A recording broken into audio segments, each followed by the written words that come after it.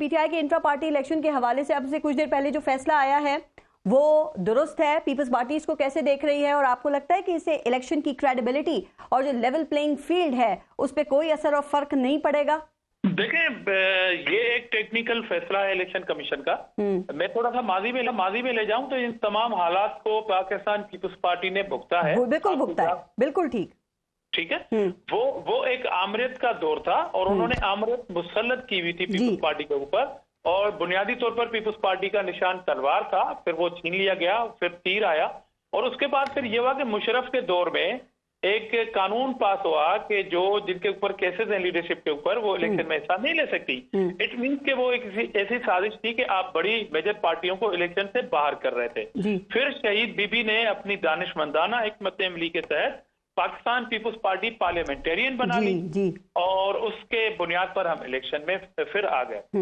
यहाँ तक तो बात ठीक है कि किसी भी पॉलिटिकल पार्टी को इस तरह इलेक्शन से आउट नहीं किया जाना चाहिए, मगर ये टेक्निकल इसलिए मैं कह रहा हूँ कि पीटीआई को इलेक्शन जो इंट्रा पार्टी इलेक्शन है, इससे पहले भी आपको याद होगा कि जस्टिस वहीदुद्दीन जब रिटायर इसके इलेक्शन कमिश्नर बने थे पीटीआई के, तो उस वक्त जब कोई प्रेशर नहीं था पीटीआई पे, एक इलेक्शन हुई थी तो उन्होंने खुद कहा था कि जी पीटीआई के ओहदों में पैसे लगे हैं या इस तरह की कोई नामरा साहब, वैसे मुझे एक बात बताएं सर, क्या ये इतना बड़ा इशू है कि पीटीआई से बल्ले का निशान वापस लिया जाता? मैं एक अवामी तासुर की बात कर रही हूँ नामरा साहब। सर, हमारी कौन सी पॉलिटिकल पार्टी है जहां पे इससे मुख्तलिफ इंट्रा पार्टी इलेक्शंस होते हैं? पीपल्स पार्टी के इंट्रा पार्टी इलेक्शंस का हाल सुना दे, वो कैसे होते हैं सर?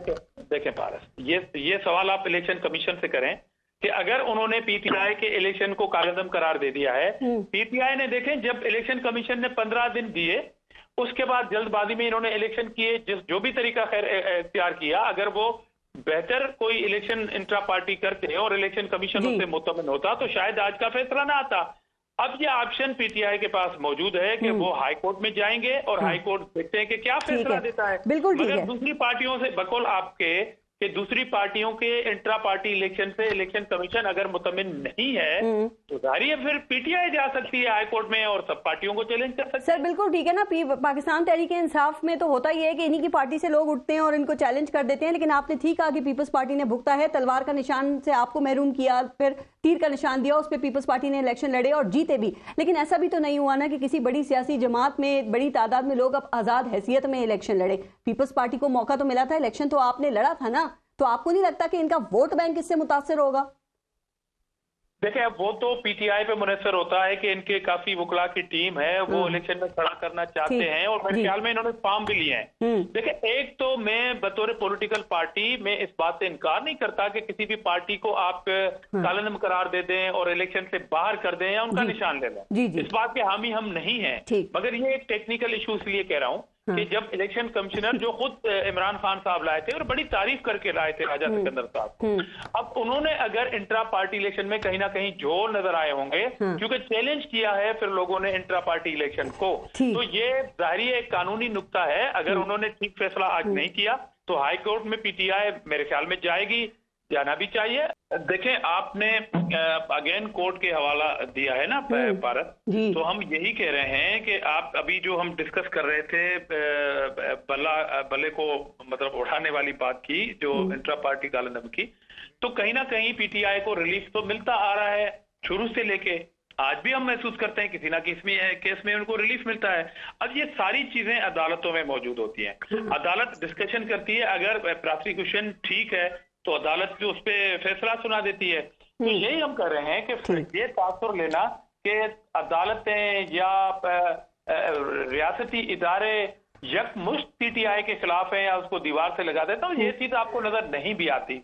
अभी जिस केस का आप हवाला दे रही हैं उसमें पाकिस्तान के लोग कह रहे हैं कि जी रिलीफ मिल रहा है और खुद पीटीआई कह रही है कि अभी तक अदालती फैसलों में रिलीफ नहीं मिला था। आज का जो सुप्रीम कोर्ट का फैसला है वो जमानत जो दी गई है इमरान खान और शाह महमूद कुरैशी को, तो ये एक बड़ा रिलीफ है पीटीआई के लिए। लेकिन जो उनके बाकी एतराजात हैं और उसकी लंबी लिस्ट है, आप समझते हैं कि वो गलत हैं या कोई है जो इलेक्शन मुलतवी कराने की कोशिश कर रहा है? जैसे कि आरओज डीआरओज का मसला हल्का बंदियों का है, फिर वो कह रहे हैं कागजात नामजदगी उम्मीदवारों से उनके छीने जा रहे हैं, गिरफ्तारियां हो रही हैं, छापे हैं, उनको जल्द से नहीं करने दिए जा रहे, वर्कर्स कन्वेंशन पे पाबंदी लगाई जा रही है। देखें, भारत में अगेन कहूंगा कि अभी रिसेंटली जब आपने आरओज और बीआरओज के हवाले से जो फैसला आया लाहौर हाई कोर्ट का, एक दिन में उन्होंने सारी इलेक्शन को पटड़ी से उतार दिया ना, फिर सुप्रीम कोर्ट को इंटरवेन करना पड़ा जी। तो इसलिए ये कहना कि पीटीआई को रिलीफ नहीं मिल रहा या पीटीआई की बात सुनी नहीं जा रही, तो इससे मैं इत्तेफाक नहीं करूंगा।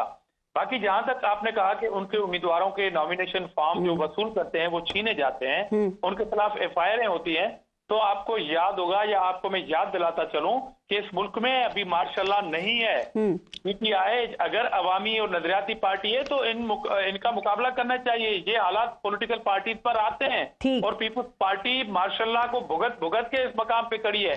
हमने इससे ज्यादा कठिन सूरत हाल देखी है, फांसियां देखी है, कोड़े देखे हैं। अब वो सूरत हाल पाकिस्तान में नहीं है। अगर इस तरह की सूरत हाल कहीं कहीं हो रही है तो मैं कह रहा हूं कि पीटीआई को किसी ना किसी अदालत से इंसाफ तो मिल रहा है। चलिए, ये तो पीपल्स पार्टी की बात, ये पीटीआई की बात हो गई। पीपल्स पार्टी बड़े जबरदस्त दावे कर रही है आजकल।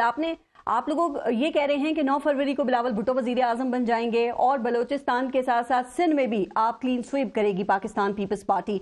तो ये क्या आपकी बातों में, आप लोगों की गुफ्तगू में तजाद नहीं है? एक तरफ आप रोना रोते हैं कि लेवल प्लेइंग फील्ड हमें नहीं मिल रही है, और दूसरी तरफ धामरा साहब फतह के ये दावे, ये क्या बात है? मेरे ख्याल में पारस, आपके सवाल में आपने जो एक लफ्ज इस्तेमाल किया है दावे, अगर आप दावे को हटा दें तो मैं कहूंगा कि यकीनन ऐसा होगा। और जहां तक आपने कहा कि पीपल्स पार्टी ये चलाती रही थी, हमने हालात का मुकाबला किया। नहीं, यकीनन क्या होगा, जरा क्लियर कीजिएगा कि बिलावल भुट्टो वजीर आजम बनेंगे? यस। आपको लेवल प्लेइंग फील्ड नहीं मिल रही तो भी कैसे बनेंगे, वही तो पूछ रही हूँ। आपके पास क्या दलाइल हैं इस हवाले से? इसलिए एक मजबूत पॉलिटिकल पार्टी इन तमाम हालात के बावजूद वो सूरत हाल बनाएगी। अब अवाम के बिलबोते पे, कारकुनान के बिलबोते पे वो सूरत हाल बनेगी। मैंने तो आपको माजी के हवाले दिए ना कि पीपल्स पार्टी से ज्यादा ये कठिन सूरत हाल से निमटना। और आपकी गुफ्तगू से मुझे तो लग रहा है कि आहिस्ता आहिस्ता पाकिस्तान पीपल्स पार्टी को लेवल प्लेइंग फील्ड मिलना शुरू हो गई है, या जरदारी साहब का कोई फार्मूला काम कर गया है?